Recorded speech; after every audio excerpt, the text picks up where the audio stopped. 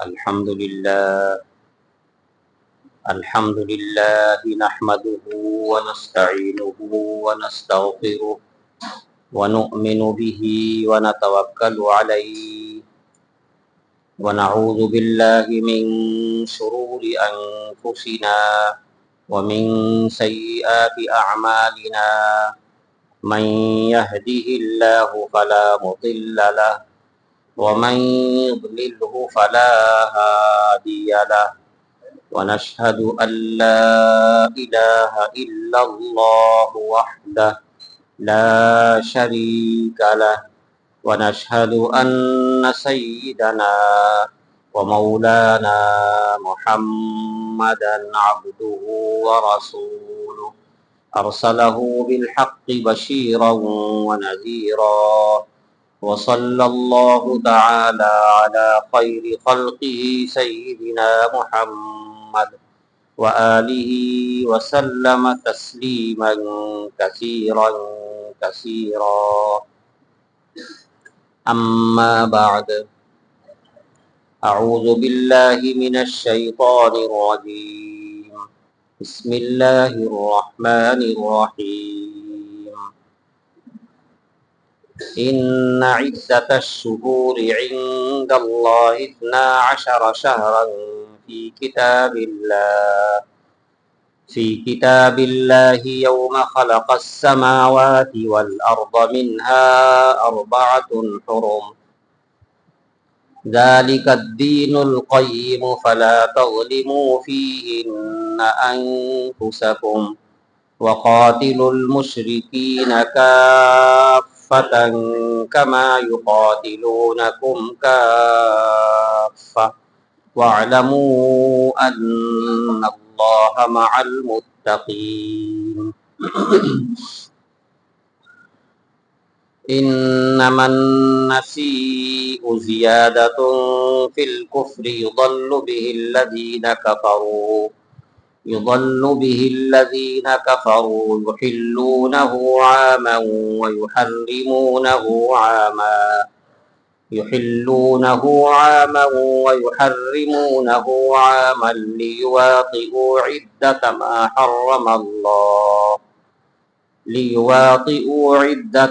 حرم الله فيحلوا ما حرم الله زين لهم سوء أعمالهم والله لا يهدي القوم الكافرين صدق الله العظيم.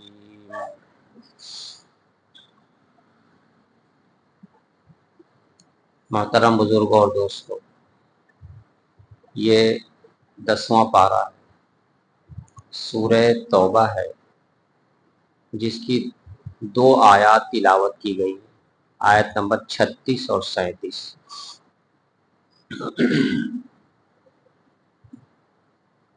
ان دونوں آیات میں جو باتیں اللہ سبحانہ و تعالی نے ارشاد فرمائی ہیں انہیں حسب توفیق مختصر طریقے سے آپ کے سامنے وہ باتیں پیش کی جائیں گی انشاءاللہ۔ اللہ تعالیٰ مجھے اور آپ کو بھی اس کی سمجھنے کی توفیق عطا فرمائے۔ اور اس سے پہلے کی آیات میں جو باتیں آپ کے سامنے آئیں جس میں خاص طور سے ایمان والوں کو مخاطب کر کے یہود اور نصارہ کے علماء اور ان کے درویشوں کا ذکر کیا گیا تھا کہ ان کے علماء اور ان کے درویش، ان کے صوفیہ، ان کی یہ عادت تھی، اکثر لوگوں کی عادت تھی، بہت سارے لوگوں کی عادت تھی کہ وہ لوگوں کا مال باطل طریقے سے کھایا کرتے تھے۔ یہ چیز اللہ تعالیٰ کو بہت زیادہ ناپسند ہے اور معاشرے میں یہ فساد کا سبب ہے۔ مال کی محبت ہی معاشرے میں فساد کا سبب ہے، اور مال کی محبت ہی انسان کو اس بات پر مجبور کرتی ہے کہ وہ دوسروں کے مال کو ناجائز طریقے سے استعمال کر لے۔ اگر مال کی محبت اس کے دل میں نہ ہو تو دوسروں کے مال کو ناجائز طریقے سے کیوں استعمال کرے گا؟ تو گویا بنیادی چیز مال کی محبت ہے۔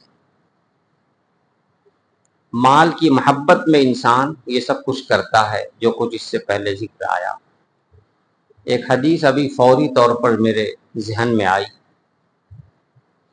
اس حدیث کو آپ بھی سن لیں، اس سے اندازہ لگے گا کہ مال کی محبت اور جاہ کی محبت، حب مال اور حب جاہ، جاہ یعنی مجھے کوئی عہدہ مل جائے، یہ عہدہ ملے نہ ملے لوگ مجھے بڑا سمجھتے رہیں، میں بڑا بنا رہوں، تو مال بھی میرے پاس زیادہ رہے، اس کی خواہش انسان کو رہتی ہے، اس کا شوق رہتا ہے، اس کا حرص رہتا ہے، اور ساتھ ساتھ یہ بھی ایک چیز رہتی ہے کہ میں بڑا بنا رہوں، لوگ مجھے بڑا سمجھتے رہیں، میں چاہے فی الحقیقت ہوں یا نہ ہوں بڑا، لوگ مجھے بڑا سمجھتے رہیں، یہ ہے حب جاہ۔ اس کو ہمارے پیارے رسول صلی اللہ علیہ وسلم نے جس مثال سے سمجھایا ہے، ہمیں اس کو غور سے سننے اور سمجھنے کی ضرورت ہے۔ آپ نے فرمایا ما ذئبان جائعان، ذئب کہتے ہیں بھیڑیا، بھیڑیا اس کی عادت ہے فساد پھیلانے کی، اسے بھوک لگی ہو یا نہ لگی ہو، اگر وہ بکری کو دیکھ لے گا تو اس پہ حملہ کرے گا، چیر پھاڑ کرے گا۔ انسان کے بچے کو پالے گا، چھوٹا بچہ سویا ہو لیٹا ہو، اگر وہ آ گیا، بھوک لگی ہو اسے نہ لگی ہو، اسے کھانے کی خواہش ہو یا نہ ہو، وہ حملہ کرے گا اور اسے چیر پھاڑ کرے گا۔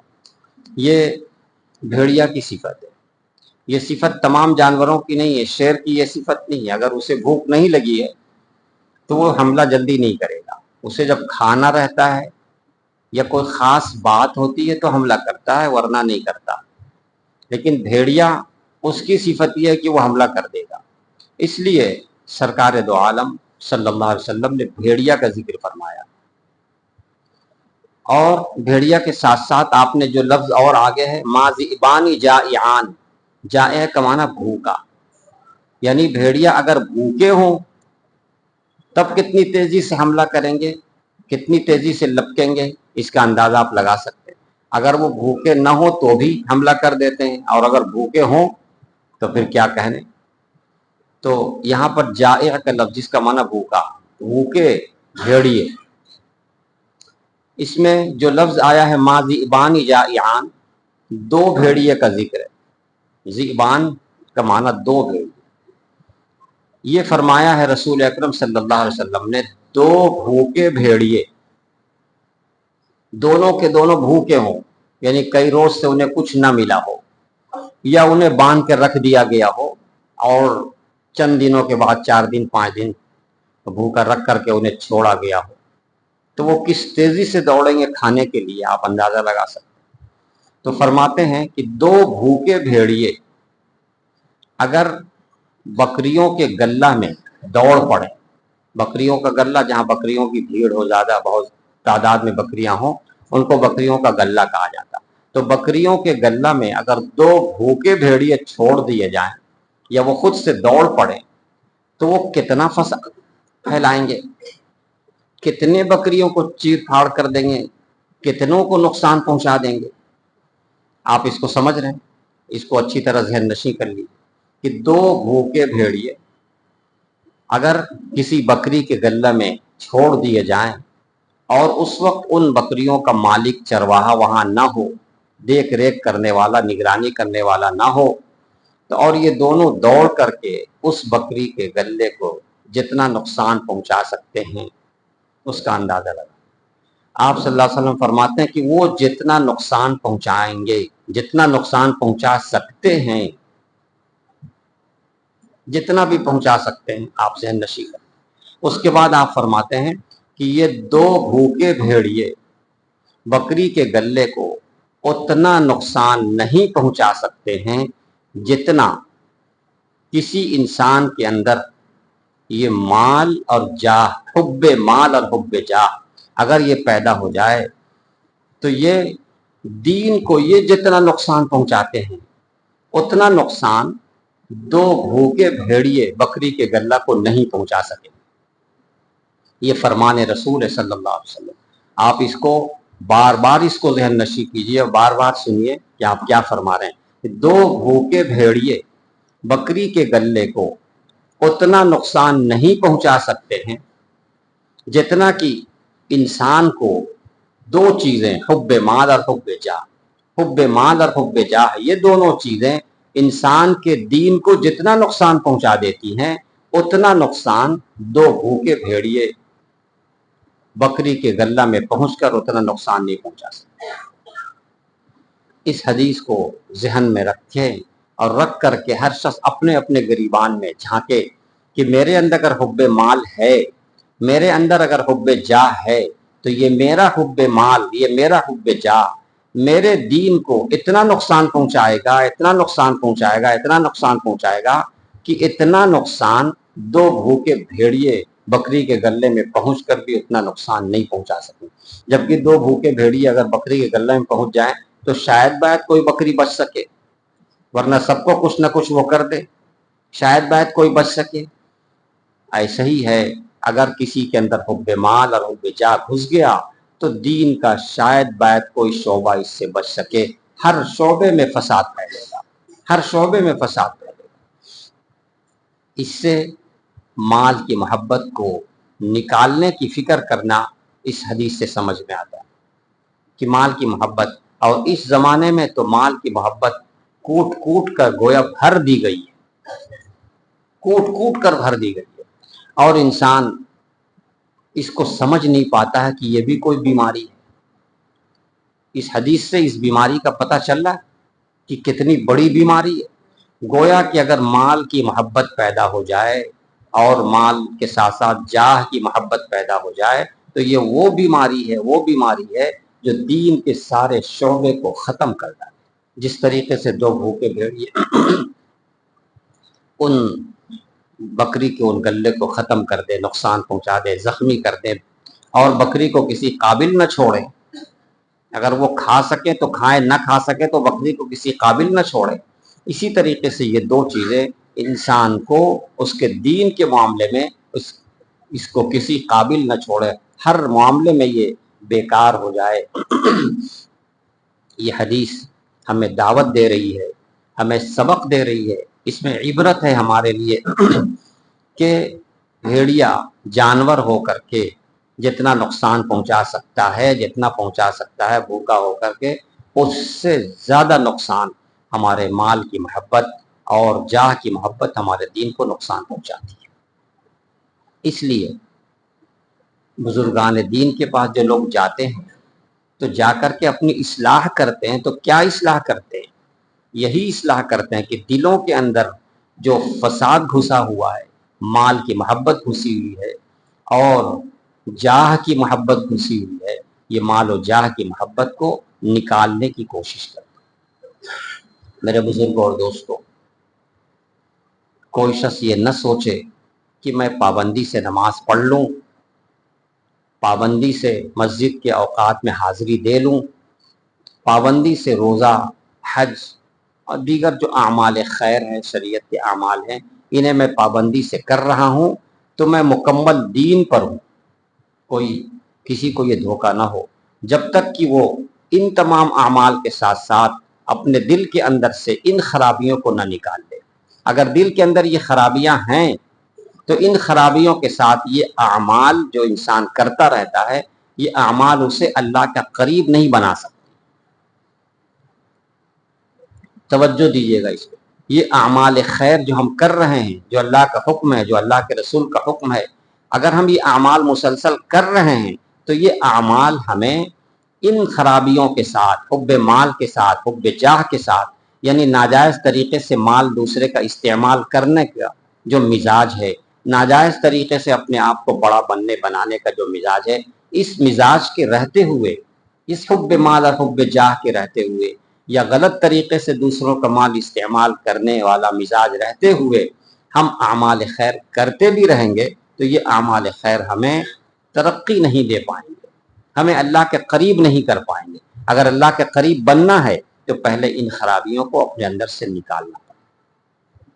اب سمجھ میں آئی بات کہ اللہ تعالیٰ نے بہت اہتمام سے جو ایمان والوں کو مخاطب کر کے فرمایا کہ اے ایمان والو، یہود کے بہت سارے علماء اور بہت سارے ان کے درویش جو بزرگ سمجھے جاتے ہیں، وہ یہ کام کرتے ہیں کہ لوگوں کا مال ناجائز طریقے سے کھاتے ہیں۔ اللہ تعالیٰ نے اس کو کیوں ذکر کیا کہ یہ حب مال اور حب جاہ کی وجہ سے وہ ایسا کرتے ہیں، اور حب مال اور حب جاہ کی وجہ سے کرنے کی وجہ سے وہ جہنم رسید ہو چکے ہیں، اپنے ان غلط اعمال کی وجہ سے، لوگوں کے مال کو ناجائز طریقے سے کھانے کی وجہ سے۔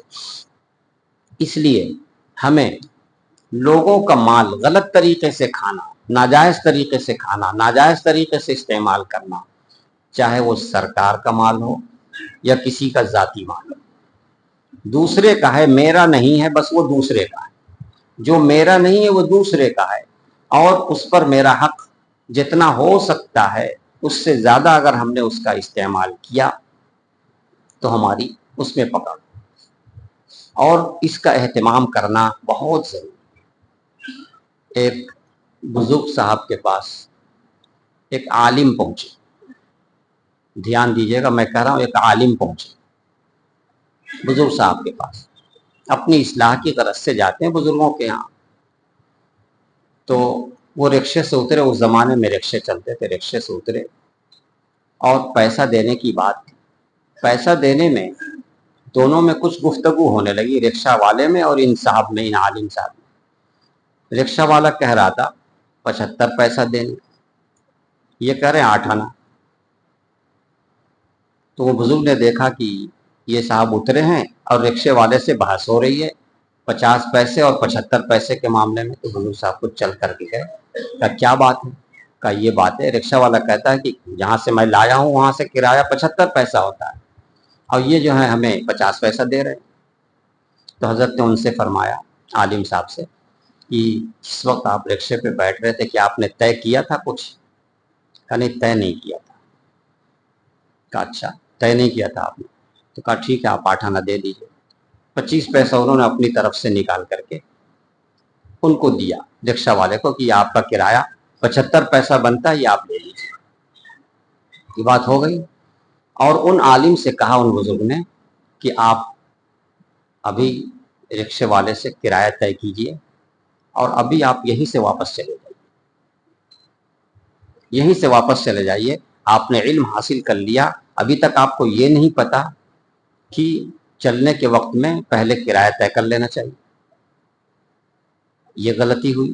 اور اگر نہیں طے کیا تھا تو پھر جب وہ مانگ رہا تھا تو آپ کو دے دینا چاہیے، بحث نہیں کرنا چاہیے۔ علم دین ہوتے ہوئے 25 پیسے پر آپ اور وہ دونوں بحث کر رہے ہیں، اس لیے ابھی یہیں سے واپس ہوئیے اور ابھی پہلے کرایہ طے کیجیے یہاں سے جانے کے۔ یہ اصلاح کی انہوں نے۔ یہ کیا ہے؟ مال کی محبت سے ایسا ہوتا ہے۔ 50 پیسہ اور 75 پیسہ کی یہ بحث جو ہوتی ہے، یا اس طرح کے معاملات ہوتے ہیں، جب طے کر لیا تب تو جو طے ہے وہ طے ہے، بالکل صحیح ہے، لیکن طے نہیں ہوا ہے تو اب اس پر تھوڑے موڑے میں بحث کرنا، لڑنا، یہ وقار کے بھی خلاف ہے، وقار کے بھی خلاف ہے۔ ایک بزرگ کا قصہ ہم آپ کو بتاتے ہیں۔ وہ فرماتے کہ میں اسٹیشن پہ بیٹھا گاڑی کا انتظار کر رہا تھا، ٹرین کا، ٹرین لیٹ کر رہی تھی۔ تو اسی زمانے کی بات ہے، جو اسٹیشن ماسٹر تھا اس نے دیکھا کہ کوئی بزرگ صاحب ہے، تو بتایا کہ ٹرین لیٹ ہے، آپ آئیے میرے یہاں بیٹھ جائیے، اپنے یہاں بٹھا لیا، بیٹھ لیا۔ اس کے بعد وہ ان کے لیے لالٹین جلانے کی کوشش کیا۔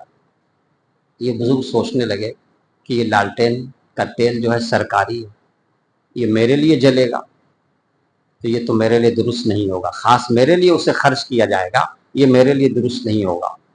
اب کیا کروں؟ میں اندھیرے میں رہ لوں، یہ مجھے گوارا ہے، لیکن سرکاری تیل میرے لیے خرچ ہو خاص طور سے، یہ تو میرے لیے درست نہیں ہے، میں منع کر دیتا ہوں۔ پھر خیال آیا کہ اگر میں منع کروں تو اس کے ذہن میں بات آئے گی، اس کے ذہن میں تو اسلام کی خوبیاں ہیں نہیں، اس کے ذہن میں یہ بات آ جائے گی کہ اسلام میں کتنی تنگی ہے کہ ایک آدمی کو لالٹین جلانے کی بھی اجازت نہیں، اندھیرے میں بیٹھنا، یہ ذہن میں اس کے بات آئے گی تو اسلام کے خلاف بات آ جائے، یہ بھی اچھا نہیں ہے۔ یہ فرماتے اب میں سوچ میں پڑ گیا کہ اگر میں خاموش رہوں تو سرکاری تیل میرے لیے خرچ ہوگا میرے اوپر، اور اگر بولوں تو پھر یہ ذہن میں آتا ہے کہ اسلام کے سلسلے میں اس کے ذہن میں بات آئے گی کہ بڑی تنگی اسلام میں، بہت تنگی ہے، بہت سختی ہے۔ کہ اب کیا کروں؟ میں نے دعا شروع کی دل میں، یا اللہ آپ ہی بہتر جاننے والے ہیں، آپ ہی بہتر حل نکالنے والے، حل نکال دیجیے، ناجائز تیل میرے اوپر خرچ نہ ہو جائے، جس کی اجازت مجھے نہیں، یہ سرکاری تیل ہے، سرکاری مال ہے، میں اسے استعمال کر لوں، یہ قرآن کی اس آیت کے خلاف ہوگا، میں اسے استعمال کر لوں، یہ اس آیت کے خلاف ہوگا۔ اس لیے اب اللہ کی طرف رجوع کر کے اللہ سے دعا مانگ رہے، یا اللہ آپ حل نکال دیجیے، آپ حل نکال دیجیے، غلط دوسرے کا مال میں استعمال کر لوں، اس سے مجھے بچا دیجیے۔ دعا کرنے لگے۔ اس کے بعد وہ دیکھتے ہیں کہ لالٹین لے کر کے آیا، جلا کر رکھا، اور رکھ کے کہنے لگا کہ ان سے کہ یہ اس میں جو تیل ہے یہ لالٹین میرا ذاتی ہے، میں سرکاری نہیں لے کر آیا ہوں، آپ اطمینان رکھیں۔ خود سے وہ کہہ رہا، انہوں نے ان سے نہیں کہا کچھ، وہ خود سے کہہ رہا یہ میرا ذاتی ہے، میں اپنا ذاتی لے کر کے آیا۔ تو اللہ کی مدد، اگر آپ کی نیت پکی ہو جائے، آپ کا ارادہ سچ مچ درست ہو جائے کہ مجھے غلط نہیں، دوسرے کا مال نہیں استعمال کرنا ہے، تو اللہ کی مدد بھی ہے۔ ہاں آزمائش تو آئے گی، آزمائش آئے گی، آزمائش میں اصل ہمیں کامیاب ہونا۔ دیکھیے انہوں نے طے کر لیا تھا کہ نہیں مجھے اندھیرے میں رہنا گوارا ہے، اور دوسری طرف یہ بات تھی کہ اس کے دل میں اسلام کے سلسلے میں کوئی غلط بات آ جائے گی، تو انہوں نے اللہ تعالیٰ کی طرف رجوع کر لیا، اللہ سے۔ جب اللہ کی طرف رجوع کرتا ہے تو اللہ تعالیٰ حل نکال لیتے ہیں، راستہ نکال دیتے ہیں۔ تو ہم لوگ خالی کہنے لگتے ہیں کیسے ہوگا، کیسے ہوگا، کیسے ہوگا۔ اب تو بے حیائی اتنی عام ہو گئی ہے، اتنی بے حیائی عام ہو گئی ہے، جرت اتنی بڑھ گئی ہے کہ بے حیائی کریں، شریعت کے خلاف کریں، اللہ کے حکم کے خلاف ورزی کریں، اب کوئی سمجھائے کچھ کہے تو اس سے کہہ دے آپ کر دیجئے گا، ہمارا آپ دے دیجئے گا، نعوذ باللہ من ذالک۔ اس سے پتہ چلتا کہ کتنی جرت بڑھ گئی۔ بات میری سمجھ میں آ رہی ہے؟ معاشرے پہ نظر ڈالیے، دیکھیے کیا جرت لوگوں کو پیدا ہو گئی ہے، اور اسی کے نتیجے میں یہ سارا فساد پھیل رہا، یہ سارا فساد پھیلا۔ تو میرے بزرگوں اور دوستوں، آپ حضرات اللہ کے پاک گھر میں بیٹھے ہوئے ہیں، اللہ کا پاک کلام سن رہے ہیں، اللہ کا پاک حکم سن رہے ہیں، تو اپنے ذہن و دماغ کو بھی پاک کیجئے کہ کسی دوسرے کا مال ناجائز طریقے سے میں کسی حال میں چاہے ذرہ برابر کیوں نہ ہو میں استعمال نہیں کروں۔ اس کے لیے تکلیف اگر اٹھانی پڑے گی اٹھا لیں گے، برداشت کر لیں گے، تکلیف لمبی نہیں رہتی، اللہ کی مدد آ جاتی ہے، بہت جلد آ جاتی ہے۔ لیکن جب ہم نیت ہی نہ کریں، پہلے ہی سے سوچ لیں کہ کیسے ہوگا، کیسے یہ تکلیف ہوگی، یہ ہوگا، وہ ہوگا، یہ سوچنے لگ جائیں، تو آپ حضرات میں سب سے پہلے اپنے کو مخاطب کرتا ہوں اس آیت کی روشنی میں، اور آپ حضرات کو بھی، کہ اس سلسلے میں آپ لوگ کو غور کرنا چاہیے، دوسروں کے مال کے سلسلے میں غور کرنا چاہیے۔ شہروں میں اور برا حال ہوتا ہے بنسبت اور جگہ کے، ہم چونکہ شہر میں بیٹھے ہوئے ہیں اس لیے ہم اس آیت کی روشنی میں آپ کو بہت تاکید کے ساتھ کہہ رہے ہیں کہ آپ حضرات نیت کر رہے ہیں کھل کر کے اللہ کے سامنے، مجھ سے کوئی مطلب نہیں ہے، میں آپ کی کوئی گرفت کرنے والا نہیں، میں کون ہوں آپ کی گرفت کرنے والا، لیکن اللہ تعالیٰ رگ رگ سے واقف ہے، ایک ایک چیز کی نیتوں سے واقف ہے۔ اس لیے ہر شخص چاہے وہ بیچنے والا ہو یا خریدنے والا ہو یا دونوں میں سے کچھ نہ ہو، اپنے اپنے گریبان میں جھانکے، اپنی اپنی نیتوں کو دیکھے کہ میری نیت کیا ہے، میرا حال کیا ہے، میں کیا کر رہا ہوں، کیا کرنا چاہ رہا ہوں۔ ہر ایک شخص اپنے آپ کو دیکھے اور سوچے اور اپنے آپ کو درست کرے، اور اس پر مطمئن نہ رہے کہ میں نے تو بہت حج کر لی ہے، میں نے تو بہت عمرہ کر لیا، میں تو روزانہ تلاوت کرتا ہوں، میں تو نماز پابندی سے پڑھتا ہوں، میں تو جماعت میں سب سے پہلے پہنچتا ہوں۔ بے شک یہ سب اعمال خیر ہیں، لیکن اس پہ مطمئن نہ ہو جائے۔ ہاں اس پہ مطمئن اگر ہوں تو کب ہوں؟ جب ان خرابیوں سے اپنے آپ کو پاک کر لے، ان خرابیوں سے پاک کر لے۔ دین چند چیزوں کا نام نہیں ہے، پیدائش سے لے کے موت تک کے تمام اعمال جو کرنے کے ہیں ان کا، اور وہ تمام چیزیں جن سے بچنا ہے ان تمام سے بچنے کا نام دین ہے۔ انسان مطمئن ہو جاتا ہے کہ میں تو یہ کر رہا ہوں اور یہ کر رہا ہوں اور وہ کر رہا ہوں. بہت جو کر رہا ہے ظاہر میں انہی پر مطمئن ہے، اور جو نہیں کرنے کے ہیں، جن سے بچنا ہے، وہ تو چھپا ہوا ہے، وہ تو صرف اللہ دیکھ رہے ہیں، یا ہمارے کچھ خاص لوگ ہیں، ہمارے دوست ہیں، وہی جانتے ہیں. تو ان سب چیزوں پر توجہ، تب جا کے کہا جائے گا کہ یہ دیندار ہے، یہ دین پر چلنے والا ہے. اور ایسے ہم آگے بڑھتے ہیں. ان عدت الشہور عند اللہ 12 شہرا فی کتاب اللہ. ابھی آج ہم لوگ جو دن اور رات دیکھتے ہیں، ہفتہ دیکھتے ہیں، مہینہ دیکھتے ہیں، سال دیکھتے ہیں، اللہ سبحانہ و تعالیٰ نے اس کا بھی ذکر کیا ہے اس آیت کریمہ میں. ان عدت الشہور عند اللہ 12 شہرا فی کتاب اللہ. سال کے 12 مہینے ہوتے ہیں. آپ کو معلوم ہے کہ یہ سال کے 12 مہینے کس نے بنائے؟ ایک سوال ہے، کس نے بنایا؟ اللہ تعالیٰ اس آیت میں فرما رہے ہیں ان عدت الشہور عند اللہ 12 شہرا فی کتاب اللہ. اللہ کے نزدیک یہ مہینوں کی گنتی 12 ہے. 12 کا معنی 12. اللہ کے نزدیک مہینوں کی گنتی جو سال میں جا کے مکمل ہوتے ہیں وہ 12 ہیں، اور یہ فی کتاب اللہ، اللہ کی کتاب میں لکھا ہوا ہے، لوح محفوظ میں لکھا ہوا ہے. مطلب اس کا یہ ہوا کہ اللہ تعالیٰ ہی نے اس کو بنایا ہے. یہ 12 مہینے کسی انسان نے نہیں بنا دیے، یہ اللہ تعالیٰ کے بنائے ہوئے ہیں. کب بنایا تھا؟ یوم خلق السماوات والارض. جب اللہ تعالیٰ نے آسمانوں کو اور زمین کو پیدا کیا، اسی وقت اللہ تعالیٰ نے اس کو 12 مہینے بھی بنا دیے سال بھر. تو گویا یہ صبح سے شام، شام سے صبح، دن اور رات اور ہفتے اور یہ مہینے، یہ سب اللہ تعالیٰ کے اپنے بنائے ہوئے ہیں. یہ اللہ کے بنائے ہوئے ہیں. اس میں تبدیلی کی اجازت کسی کو نہیں ہے، تبدیلی کا حق کسی کو نہیں ہے. کوئی کچھ کر دے، کوئی کچھ کہہ دے، یہ اس کی اجازت بالکل نہیں ہے. اور اس کے ساتھ ساتھ آگے فرماتے ہیں منہا اربعۃ حرم. ان 12 مہینوں میں سے 4 مہینے حرمت اور ادب والے ہیں. یاد رکھیے گا، بہت سارے لوگوں کو یہ باتیں نہیں معلوم ہے، اس لیے آپ کو ذہن نشی کر لیں کہ ان 12 مہینوں میں 4 مہینے حرمت اور ادب اور عزت والے. 4 مہینے ایسے ہیں جن کا ادب کرنا چاہیے، جن کا احترام کرنا چاہیے، جن کے اندر اپنے اعمال کو بہتر سے بہتر کرنا چاہیے. منہا اربعۃ حرم، ان میں سے 4 مہینے ادب والے ہیں، احترام والے ہیں. وہ کون سے 4 مہینے ہیں؟ قرآن نے اس کو نہیں بیان کیا. قرآن نے صرف اتنا کہا اربعۃ حرم، 4 مہینے عزت اور ادب اور احترام والے. اس کو سرکار دو عالم صلی اللہ علیہ وسلم نے اس کی وضاحت کی. آپ نے فرمایا کہ ذی قعدہ، جس کی آج پہلی تاریخ، آج ذی قعدہ کی پہلی تاریخ ہے، شوال کا مہینہ ختم ہوا، ذی قعدہ کی پہلی تاریخ ہے. اتفاق سے آج سے ہی آپ کو شروع، آج ہی سے آپ کے سامنے کتاب میں بات آ گئی. ذی قعدہ کی آج پہلی تاریخ ہے. یہ ذی قعدہ، اس کے بعد ذی الحجہ، اس کے بعد محرم، یہ 3 مہینے لگاتار حرمت والے ہیں. 3 مہینے لگاتار. اور اس کے بعد چند مہینے کے بعد پھر ایک مہینہ آئے گا رجب کا، جس کو آپ صلی اللہ علیہ وسلم نے فرمایا کہ اور ایک مہینہ رجب کا ہے. وہ رجب کون سا مہینہ ہے؟ جو جمادی الثانیہ اور شعبان کے درمیان میں آتا ہے. یعنی رمضان سے پہلے ایک مہینہ ہے شعبان، جس کا آپ لوگ جانتے ہیں. شعبان سے پہلے والا مہینہ اس کو رجب کہا جاتا ہے، وہ ایک مہینہ ہے رجب. یہ 4 مہینے حرمت اور ادب اور عزت والے ہیں. لہذا ان 4 مہینوں میں جو 3 مہینے لگاتار ہیں، ذی قعدہ، ذی الحجہ، محرم، اور پھر چند مہینے کے بعد رجب، یہ 4 مہینے. ان 4 مہینے میں ہمیں ان مہینوں کا ادب، ان مہینوں کا احترام کرنا چاہیے. مہینے کا احترام کیسے کریں گے؟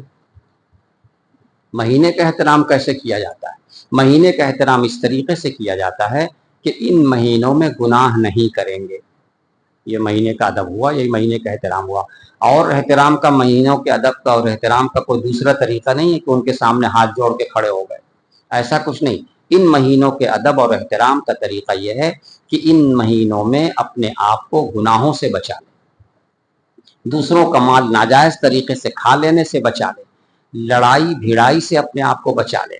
ہمارے ہاں تو ماشاءاللہ لڑائی کے لیے لوگ ہر وقت تیار رہتے ہیں، اس کو تیار کرنے کی ضرورت نہیں پڑتی ہے، وہ تیار رہتے ہر وقت. ایک لفظ بولیے شروع، اور کبھی کبھی تو ایک لفظ بولنے کی بھی ضرورت نہیں پڑتی. اس قدر تیار رہتے ہیں. یہ جو تیاری ہماری ہے لڑنے کی لڑانے کی، یہ بھی ناجائز طریقے کا استعمال ہے. تو ان 4 مہینوں میں اپنے آپ کو جنگ سے، جدال سے، کفار سے جو جنگ کی جاتی ہے، جنگ اسلام کے لیے، اس جنگ کی بھی ممانعت ہے. اقدامی جنگ کا مطلب جنگ شروع کرنا. اگر جنگ شروع کر دی گئی تو ظاہر ہے کہ ہم کو اس کا دفاع کرنا ہوگا، اس کا مقابلہ کرنا ہوگا، تو اس کی اجازت ہے. اگر جنگ شروع کر دی گئی، ہم مجبوراً اب ہمیں اس کا دفاع کرنا، ہم بیٹھے رہیں، جنگ شروع ہو گئی ہم بیٹھے رہیں، تو ظاہر ہے کہ نقصان اٹھانا ہے، یہ عقل مندی نہیں ہوگی.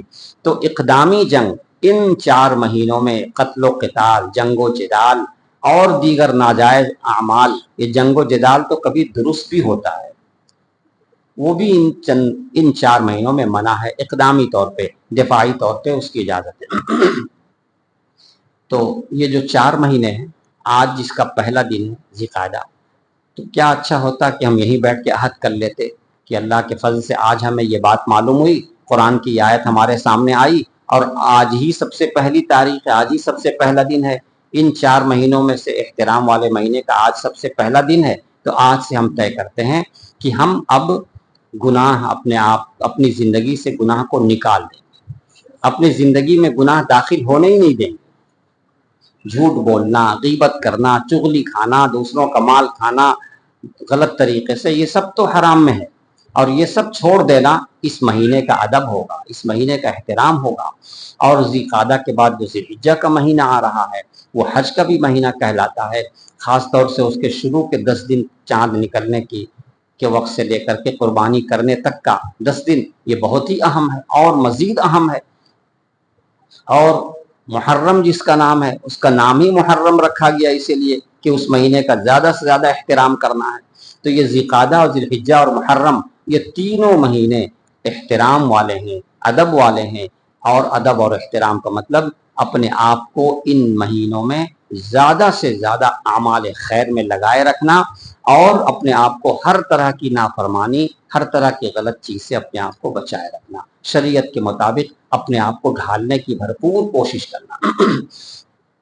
منہا اربعۃ الحرم، یہ ان میں سے 4 مہینے حرمت والے ہیں، ادب اور عزت والے ہیں. ذالک الدین القیم، اللہ تعالیٰ فرماتے ہیں یہی درست راستہ ہے، یہی بالکل سیدھا دین ہے. یعنی یہ جو بتا دیا گیا کہ 12 مہینے اللہ کے بنائے ہوئے ہیں، ایک بات جس دن آسمان و زمین کو اللہ نے پیدا کیا تھا اسی دن بنا دیا تھا، اور ان میں سے 4 مہینے جو احترام والے ہیں، یہ سب باتیں جو ہیں یہی سیدھا دین ہے، اس کو دین سمجھو اور دین کے مطابق اس پر چلو. فلا تظلموا فیہن انفسکم، دیکھیے اللہ تعالیٰ کتنی تاکید سے فرما رہے ہیں، توجہ دیجیے. فلا تظلموا فیہن انفسکم، پس اے مسلمانوں، اے ایمان والو، اے لوگو، اپنے آپ کو ان میں، فیہن ان میں یعنی ان 4 مہینوں میں، ان 4 مہینوں میں اپنے آپ پہ ظلم مت کرو. ان 4 مہینوں میں اپنے آپ پر ظلم مت کرو. اپنے آپ پہ ظلم کیا ہے؟ گناہ کرنا، اپنے آپ پہ ظلم کرنا، نافرمانی کرنا، اپنے آپ پہ ظلم کرنا ہے. دوسرے کا مال ناجائز طریقے سے کھانا، اپنے آپ پہ ظلم کرنا ہے. تو کچھ حضرات مفسرین فرماتے ہیں فیہن سے مراد ان میں یعنی ان 12 مہینوں میں. تو 12 مہینوں میں اپنے آپ پہ ظلم مت کرو، اور ان 4 مہینے میں بطور خاص اپنے آپ پہ ظلم مت کرو. فلا تظلموا فیہن انفسکم وقاتلوا المشرکین کافۃ کما یقاتلونکم کافۃ، اور مشرکین سے قتال کرو، لڑو تمام مشرکین سے جیسا کہ وہ تم تمام سے وہ ہر حال میں قتال کرتے ہیں، تم ان سے قتال کرو. اس کا مطلب وہی ہے کہ اگر وہ جنگ کی ابتدا کر دیں تو تم ان سے قتال کرو، اگر وہ ان مہینوں میں اقدام نہ کریں تو تم اپنی طرف سے اس کو شروعات مت کرو، تم جنگ کی شروعات تم مت کرو. وَاعْلَمُوا أَنَّ اللَّهَ مَعَ الْمُتَّقِينَ، اور آیت جو ختم ہو رہی ہے اس جملے میں ہمارے لیے بہت ہی زیادہ تسلی ہے، بہت ہی تسلی ہے. فرماتے ہیں وَاعْلَمُوا، سن لو، جان لو اچھی طرح. وَاعْلَمُوا کا معنی اچھی طرح جان لو، اچھی طرح علم حاصل کر لو. کیا جان لو اچھی طرح؟ دھیان دے لو، جان لو ان اللہ مع المتقین، کہ اللہ تعالیٰ تقوی والوں کے ساتھ ہے. اللہ تعالیٰ کس کے ساتھ ہے؟ تقوی والوں کے ساتھ ہے. اگر تم نے تقوی اختیار کر لیا، التقوی کیا ہے؟ بار بار ہم آپ کو بتا رہے ہیں تقوی کیا ہے. اپنے آپ کو گناہوں سے بچا لینا ہی سب سے بڑا تقویٰ ہے۔ تقویٰ کا معنی ہی ہے بچنا اور بچانا۔ تقویٰ کا معنی بچنا اور بچانا، اپنے آپ کو جس نے بچا لیا بس وہی متقی ہو گیا۔ تو اللہ تعالیٰ فرما رہے ہیں کہ میں تو تقویٰ والوں کے ساتھ ہوں، وَاعْلَمُوا أَنَّ اللَّهَ مَعَ الْمُتَّقِينَ، خوب اچھی طرح جان رکھو کہ اللہ تقویٰ والوں کے ساتھ ہے، اللہ تقویٰ والوں کے ساتھ ہے۔ اس لیے اپنے آپ کو بچانے کی کوشش کرنا۔ ایک صحابی سے پوچھا گیا کہ تقویٰ کیا ہے؟ انہوں نے مثال سے سمجھایا، اب بہت اچھی مثال دی، اس کو سمجھا جا سکتا۔ آپ نے فرمایا کہ کبھی آپ دو کھیت کے درمیان ڈنڈی سے گزرے، ایک پتلا راستہ، جہاں جو لوگ دیہات کے ہوتے ہیں، دیہات میں رہتے ہیں، وہ اچھی طرح اس کو سمجھیں گے۔ شہر والے بھی دیہات میں جاتے ہی رہتے ہیں موقع بہ موقع، رشتہ داریاں ہوتی ہیں، تعلقات ہوتے ہیں، وہ بھی جانتے ہیں کہ ایک کھیت جہاں ختم ہوتا ہے پھر اس کے بغل سے دوسرا کھیت شروع ہوتا ہے، تو بیچ میں یہ کھیت والا بھی اپنے کھیت جہاں زمین ختم ہوتی ہے وہاں کچھ کانٹے لگا دیتا ہے، اور یہ کھیت والا بھی کچھ کانٹے لگا دیتا ہے تاکہ جانور وغیرہ نہ گھس سکے۔ تو اب دونوں کھیت والوں نے کانٹے لگا رکھے ہیں، اب بیچ میں ذرا پتلا سا راستہ جہاں سے گزرنا ہے۔ تو ان صحابی نے فرمایا کہ کبھی اس طرح کے بیچ والے راستے سے آپ کا گزر ہوا ہے؟ کہا کہ ہاں گزر ہوا ہے کبھی۔ کہا کیسے گزرے تھے؟ کیسے گزرے تھے؟ کہا بس ایسے گزرے تھے کہ ادھر سے بھی دامن سنبھال رہے تھے، ادھر سے بھی دامن سنبھال رہے تھے، اپنا بازو ادھر سے بھی سنبھال رہے تھے، اپنا بازو ادھر سے بھی سنبھال رہے تھے کہ ذرا ادھر کو ہوئے تو ادھر والا کانٹا لگے گا، اور ذرا ادھر کو ہوئے تو ادھر والا کانٹا لگے گا۔ دامن بھی پکڑے ہوئے تھے کہ دامن چھوڑ دیں گے تو ادھر اس کانٹے میں کبھی پھنسے گا دامن، کبھی اس کانٹے میں پھنسے گا۔ تو کہا کہ بہت ہی دھیان سے دونوں طرف سے بچتے بچاتے ہوئے نکلے تھے۔ کہا اسی کا نام تقویٰ ہے، یہی تقویٰ ہے، شریعت پر چلنا، زندگی اس طریقے سے گزارنا کہ ادھر سے کوئی گناہ ہمیں نہ گھیر لے، ادھر سے کوئی گناہ نہ لگ جائے، ادھر سے کچھ نہ ہو جائے، ہر طرف سے اپنے آپ کو بچاتے ہوئے دھیان سے چلتے چلا جانا، یہ تقویٰ۔ کتنی اچھی مثال، کتنا آسان کر کے سمجھا دیا۔ ہم لوگ چلتے ہیں تو کیسا چلتے ہیں؟ بچ کے چلتے، اس طرح نہیں چلتے۔ تو اپنے آپ کو اس طرح بچا کے چلیں گے تو اللہ ہمارے ساتھ ہوگا۔ وَاعْلَمُوا أَنَّ اللَّهَ مَعَ الْمُتَّقِينَ، اے لوگوں جان لو اللہ تقوی والوں کے ساتھ ہے۔ تم تقوی اختیار کرو، اللہ کو اپنے پاس پاؤ۔ انما النسیء زیادۃ فی الکفر، جاہلیت کا ایک طریقہ تھا، اس کا ذکر اس میں کیا جا رہا ہے۔ عجیب و غریب انسان کو جو لڑائی کی فطرت ہے، اس میں کیا کیا انسان کر لیتا ہے، بہت کچھ کر لیتا، بہت آگے چلا جاتا ہے۔ لڑائی کے دوران جب غصے میں آتا ہے تو سب کچھ بھول جاتا ہے، سب کچھ بھول جاتا ہے۔ یہ تک خیال نہیں رہتا کہ میں مسجد میں ہوں، یہ تک خیال نہیں رہتا کہ میں ایمان والا ہوں، یہ تک بعض لوگوں کو خیال نہیں رہتا کہ میرے سامنے قرآن ہے، سب کچھ بھول جاتا ہے۔ بہت ہی عجیب و غریب چیز ہے۔ تو جاہلیت میں یہ جو لگاتار 3 مہینے ہیں، ذی القعدہ، ذی الحجہ، محرم، تو جاہلیت کے زمانے میں بھی وہ لوگ ان 4 مہینے کا احترام کرتے تھے، ان 4 مہینے میں جنگ نہیں کرتے تھے، اور اپنے باپ کے قاتل کو بھی پا لیتے تھے تو اس مہینے کے احترام میں اس وقت چھوڑ دیتے تھے۔ یہ احترام ان کا ان 4 مہینے کا تھا۔ تو یہ 3 مہینے لگاتار ذی القعدہ، ذی الحجہ، محرم لڑائی بن رکھتے تھے، لیکن چونکہ لڑنا بھیڑنا ہی ان کا مزاج تھا، شکار کرنا ان کی روزی کا ذریعہ تھا، تو ذی القعدہ 1 مہینہ برداشت کر لیا، بغیر لڑے رہ گئے۔ ذی الحجہ برداشت کر لیا 1 مہینہ، بغیر لڑے رہ گئے۔ اب محرم 3 مہینہ بغیر لڑے رہنا بڑا مشکل ہو جاتا تھا ان کے لیے، بہت مشکل ہو جاتا۔ تو کیا کرتے؟ عجیب و غریب حرکت کرتے۔ محرم کا مہینہ آتا تو اعلان کر دیتے کہ اب کی محرم جو ہے اس کے بعد والا مہینہ کو محرم بنا دیا جا رہا ہے، اب محرم کے بعد جو مہینہ آتا ہے اس کا نام سفر ہے۔ سفر ہم لوگ پہلے کر دے رہے ہیں، محرم بعد میں کر دے رہے ہیں، مہینہ کو الٹ پھیر کر دیتے، آگے پیچھے کر دیتے۔ بات سمجھ میں آ رہی؟ لگاتار 3 مہینہ حرمت والے ہیں، ذی القعدہ، ذی الحجہ، محرم، تو ذی القعدہ، ذی الحجہ تو گزار لیا، اب محرم کا مہینہ آ رہا ہے تو محرم کو سفر بنا دیتے۔ سفر بنانے کا مطلب یہ ہے کہ وہ یہ کہہ دیتے کہ اس محرم کے مہینے میں لڑائی بھڑائی منع نہیں ہے، اب جو لڑائی بھڑائی منع ہے جو اس کو ہم سفر میں کر دے رہے ہیں، اب سفر میں نہیں لڑیں گے، سفر میں ٹھیک ٹھاک رہیں گے، اس میں لڑ لیتے۔ یہ اعلان ہو جاتا تھا اور محرم کے مہینے کو لوگ حلال کر دیتے تھے، حالانکہ ہے یہ محرم کا مہینہ، اس میں حرام ہے، لیکن اس کو حلال کر دیتے، مہینے کو اس میں کر دیتے۔ اور لڑائی چلی محرم میں، چلتے چلتے محرم کا مہینہ ختم ہو گیا۔ اب تو اعلان پہلے ہو چکا تھا کہ سفر کے مہینے میں ہم لوگ لڑائی بند کر دیں گے، لیکن لڑائی کا جوش اتنا چڑھا کہ جب سفر کا مہینہ شروع ہونے والا تو اب اعلان کر دیا کہ بھائی اس کو ہم اور ایک مہینہ آگے بڑھا دے رہے ہیں، ربیع الاول تک کا، اب اس مہینے میں کر لیں گے۔ اس طریقے سے مہینے کو آگے پیچھے کرتے رہتے تھے اپنے مفاد میں، لڑائی کو باقی رکھنے کے لیے یا اپنی روزی کے لیے یا غلط طریقے سے مال استعمال کرنے کے لیے یہ کرتے رہتے تھے۔ اور اس کو اتنا الٹ پھیر کیا، اتنا الٹ پھیر کیا کہ صحیح مہینہ کا پتہ لگانا مشکل ہے۔ صحیح مہینے کا محرم کو سفر بنا دیا، پھر اس کو آگے کر دیا، اس طرح کرتے رہتے تھے، کبھی اس کے بعد کبھی اس کے بعد، اس طرح کرتے کرتے پورے سال میں چکر لگتا رہتا تھا ان کا۔ ہاں 4 مہینہ پورا کرتے تھے وہ۔ حضرت ابراہیم علیہ السلام کے زمانے سے یہ جو چلا آ رہا ہے، ملت ابراہیمی میں 4 مہینے کا احترام چلا آ رہا تھا، وہیں سے اس عرب کے لوگوں نے بھی سیکھا تھا، اور اس کے مطابق یہ 4 مہینے کا احترام کرتے تھے۔ لیکن 4 مہینہ تو متعین تھا، تو اپنی طرف سے اس کو بدل دیتے، دوسرے مہینے میں کر دیتے، تیسرے مہینے میں کر دیتے، یہ کرتے رہتے تھے۔ جب جناب رسول اللہ صلی اللہ علیہ وسلم حج میں تشریف لائے اور آپ نے جو آخری آپ نے خطبہ دیا، اس خطبے میں آپ نے یہ اعلان کیا۔ سب سے پہلے آپ نے فرمایا ان الزمان قد استدار کہیئتی، اے لوگوں سنو، زمانہ گھوم پھر کر اپنی جگہ پہ آ گیا ہے۔ لوگوں نے اس کو الٹ پھیر کر دیا تھا، گھومتے پھرتے غلط طریقے سے آتے آتے ابھی اس وقت ہم ذی الحجہ کے مہینے میں ہیں اور حج کر رہے ہیں، یہی اصلی ذی الحجہ ہے۔ گھوم کے اپنی صحیح جگہ پہ آ گئے۔ ان الزمان قد استدار کہیئتی، یہ آپ صلی اللہ علیہ وسلم نے ارشاد فرمایا کہ لوگوں نے بہت ہی الٹ پھیر کر دیا تھا، الٹ پھیر کرتے کرتے چلتے پھرتے گھومتے گھامتے اب ایک دم صحیح جگہ پہ آ گیا، ہم لوگ حج کر رہے ہیں تو یہ صحیح وقت پہ حج کر رہے ہیں، اب اس کے بعد کسی کو کسی طرح کی تبدیلی کا حق نہیں ہے۔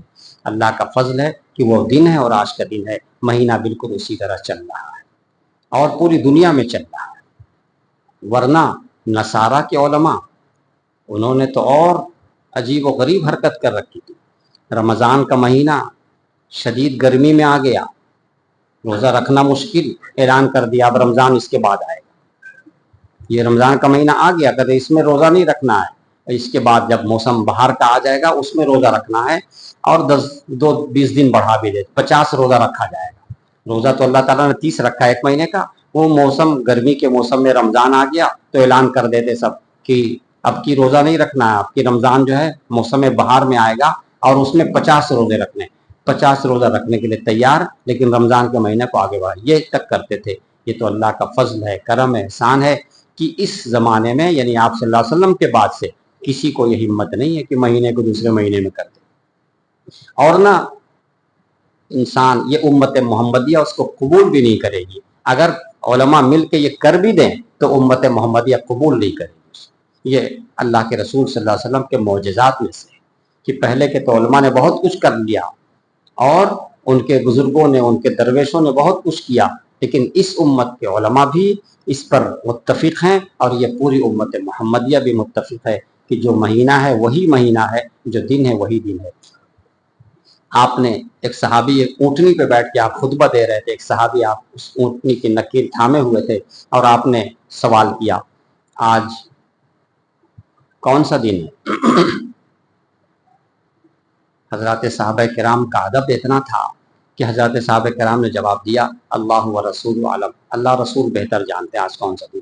حالانکہ یہ تو بہت آسان بات تھی، یہ تو عام آدمی بھی بتا دیتا ہے، لیکن ان کا ادب اور احترام اتنا تھا کہ انہوں نے کہا کہ اللہ رسول بہتر جانتے ہیں۔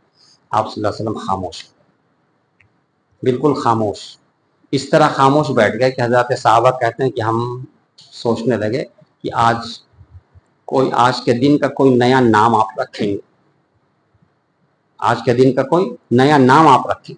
تھوڑی دیر کے بعد آپ نے فرمایا کیا آج یوم النحر نہیں ہے، یعنی کہ آج قربانی کا دن نہیں، چونکہ قربانی کا دن تھا، ذی الحجہ کی 10ویں تاریخ تھی، تو آپ نے فرمایا کہ آج قربانی کا دن نہیں ہے، تو آپ صحابہ نے کہا جی ہاں یا رسول اللہ آج قربانی کا دن۔ پھر آپ نے پوچھا یہ کون سا مہینہ ہے، تو صحابہ کرام نے کہا اللہ و رسول والا، اللہ رسول ہی بہتر جانتے ہیں۔ پھر آپ خاموش ہو گئے، سر جھکا لیے۔ صحابہ کرام کہتے ہیں کہ ہم لوگوں نے سمجھا اب آپ اس مہینے کا کوئی نیا نام دیں گے، جو نام مشہور ہے ہم لوگوں میں ذی الحجہ، کوئی نیا نام دیں گے۔ کچھ دیر کے بعد آپ نے کہا کیا یہ ذی الحجہ کا مہینہ نہیں ہے؟ کہا جی ہاں یا رسول اللہ بالکل یہ ذی الحجہ کا مہینہ۔ پھر آپ نے سوال کیا یہ کون سا شہر ہے، کون سا علاقہ ہے، کون سا شہر ہے؟ صحابہ کرام نے وہی جواب دیا اللہ اور رسول بہتر جانتے ہیں۔ آپ پھر خاموش ہو۔ کچھ دیر کے بعد کہتے ہیں صحابہ کرام کہ ہم لوگوں نے سمجھا کہ اب اس شہر کا کوئی نیا نام ہم دیں گے، کوئی نیا نام آپ دیں گے۔ تو پھر آپ نے کہا کیا یہ مکہ مکرمہ نہیں ہے؟ صاحب جی ہاں یا رسول اللہ یہ مکہ مکرمہ ہے۔ تو آپ نے فرمایا کہ سنو یہ دن جو قربانی کا دن ہے، جو ہر اعتبار سے سب سے محترم دن ہے، ایک تو 4 مہینے حرمت والے میں سے یہ مہینہ ذی الحجہ کا ہے، اور یہ دن قربانی کا دن جو سب سے زیادہ فضیلت والا دن ہے، پورے سال کے تمام دنوں میں سب سے زیادہ فضیلت والا دن ہے، اسی میں حج مکمل ہوتا ہے اور اسی میں قربانی ساری کی جاتی ہے پوری دنیا میں، تو یہ سب سے اہم دن ہے۔ اور یہ مکہ مکرمہ تمام شہروں میں سب سے اہم شہر ہے۔ تو آپ نے فرمایا کہ سنو جس طریقے سے یہ دن اور یہ مہینہ اور یہ علاقہ یہ شہر اللہ تعالیٰ کے نزدیک محترم ہے، اور جتنی عزت تمہیں اس کی کرنی ہے ذہن نشیں کر لو کہ تمہارے مال، تمہارا خون اور کسی بھی انسان کی عزت اس سے زیادہ محترم ہے۔ آپ نے یہ مثال ان 3 چیزوں کا نام لے کر کے فرمایا کہ تمہارا مال، اسی طریقے سے تمہارا خون اور تمہاری عزت، یہ سب کے سب اس سے زیادہ محترم ہے۔ سمجھ میں آ رہا ہے اس سے زیادہ محترم کا مطلب؟ یعنی کسی کا خون نہیں بہانا ہے، کسی کا مال نہیں لینا ہے، کسی کی عزت پہ حملہ نہیں کرنا، اس لیے کہ اس کی عزت اس سے زیادہ محترم ہے جتنا آج کا دن، آج کا مہینہ اور یہ شہر ہے یعنی مکہ مکرمہ۔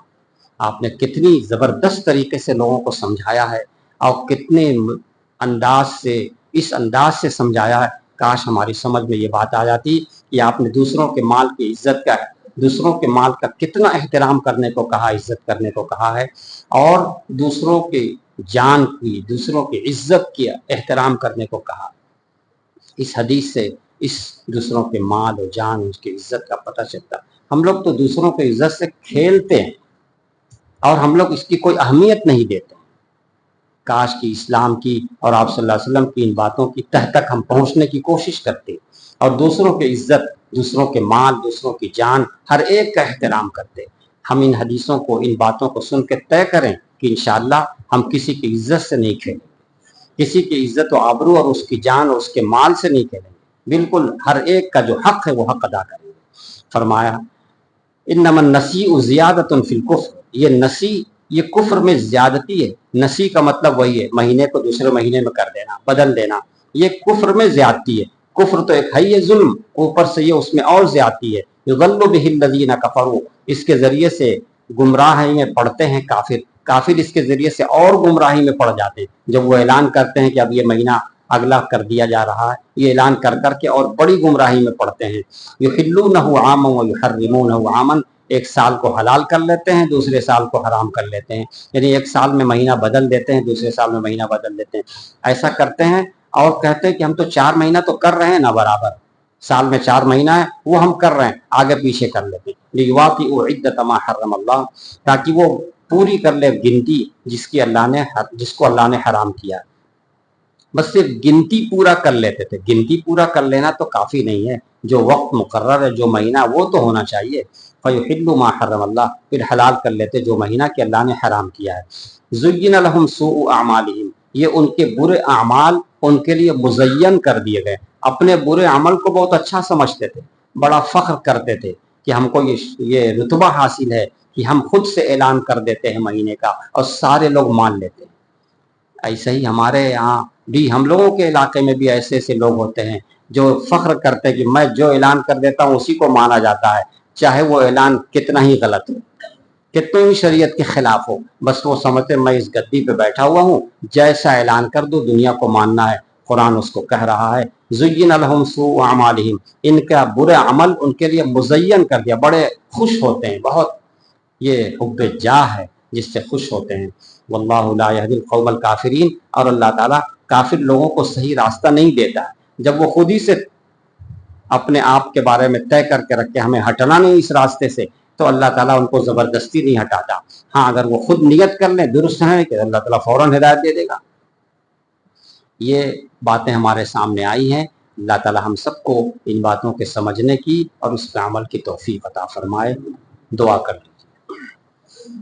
الحمدللہ رب العالمین والصلاة والسلام علی سید المرسلین وامام المتقین وخاتم النبیین محمد عبدک ورسولک امام الخیر وقائد الخیر ورسول الرحمہ اللہم ابعثہ مقاما محمودا یغبط به الاولون والآخرون اللہم صل علی محمد وعلی آل محمد كما صليت على إبراهيم وعلى آل إبراهيم إنك حميد مجيد اللهم بارك على محمد وعلى آل محمد كما باركت على إبراهيم وعلى آل إبراهيم إنك حميد مجيد ربنا ظلمنا أنفسنا وإن لم تغفر لنا وترحمنا لنكونن من الخاسرين ربنا ظلمنا أنفسنا وإن لم تغفر لنا وترحمنا لنكونن من الخاسرين ربنا لا تؤاخذنا إن نسينا أو أخطأنا ربنا ولا تحمل علينا إصرا كما حملته على الذين من قبلنا ربنا ولا تحملنا ما لا طاقة لنا به واعف عنا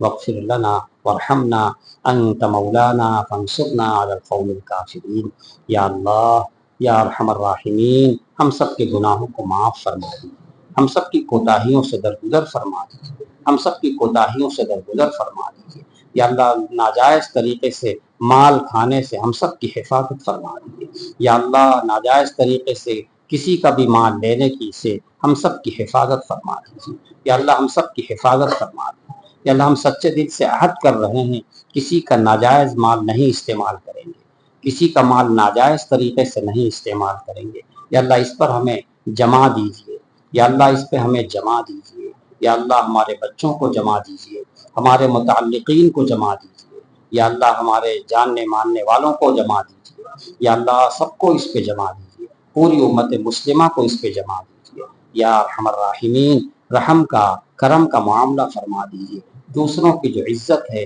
اس عزت کو بچا کر رکھنے کی توفیق عطا فرما دیجیے یا اللہ یا ارحم الراحمین کسی کی جان و مال سے کھیلنے سے ہم سب کی حفاظت فرما دیجیے یا ارحم الراحمین جیسی تعلیم سرکار دو عالم صلی اللہ علیہ وسلم نے ہمیں دی ہے اس کے مطابق زندگی گزارنے کی توفیق عطا فرما دیجیے، اس کے مطابق زندگی گزارنے کی توفیق عطا فرما دیجیے یا اللہ آپ کے پاک گھر میں اتنے لوگ ہاتھ اٹھا کر آپ سے مانگ رہے ہیں یا اللہ دعاؤں کو قبول فرما لیجیے یا اللہ یہ حرمت والا مہینہ شروع ہو چکا ہے، آج اس کا پہلا دن ہے یا اللہ اس پہلے ہی دن سے ہم سب کو ہر طرح کے حرام کام سے بچنے کی توفیق عطا فرمائے، ہر طرح کی نافرمانیوں سے ہم سب کو بچا دیجیے یا اللہ ہر طرح کی نافرمانیوں سے ہم سب کو بچا دیجیے یا اللہ ہر طرح کی نافرمانیوں سے ہم سب کو بچا دیجیے، ہر طرح کے اعمال خیر کو کرنے کی توفیق عطا فرما دیجیے کہ اللہ جس کا جو حق ہے وہ حق ادا کرنے والا بنا دیجیے یا ارحم الراحمین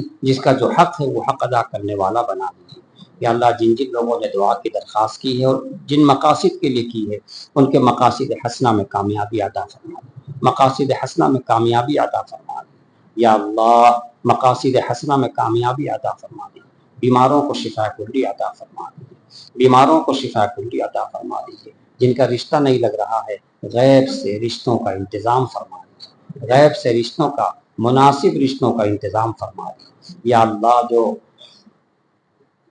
دبے ہوئے ہیں کچلے ہوئے ہیں ہر طرح کے مالی اعتبار سے جانی اعتبار سے کسی بھی اعتبار سے پریشان ہیں ان کی پریشانیوں کو دور فرما دیجیے، ان کی پریشانیوں کو دور فرما دیجیے، جو قرضوں کے بوجھ میں دبے ہوئے ہیں غیب سے اس کی ادائیگی کا انتظام فرما دیجیے، غیب سے اس کی ادائیگی کا انتظام فرما دیجیے، پورے ملک میں امن نصیب فرما دیجیے، پورے ملک میں امن نصیب فرما دیجیے، پورے عالم اسلام میں جنگ کی صورت بنی ہوئی ہے یا اللہ اس سے ہم سب کی حفاظت فرما دیجیے یا اللہ امن و عافیت نصیب فرما دیجیے، امن و راحت نصیب فرما دیجیے، امن و شانتی کے ماحول پیدا فرما دیجیے، امن و شانتی کے ماحول پیدا فرما دیجیے ربنا تقبل منا انك انت السميع العليم وتب علينا انك انت التواب الرحيم وصلى الله تعالى على خير خلقه سيدنا محمد وآله وصحبه اجمعين برحمتك يا ارحم الراحمين.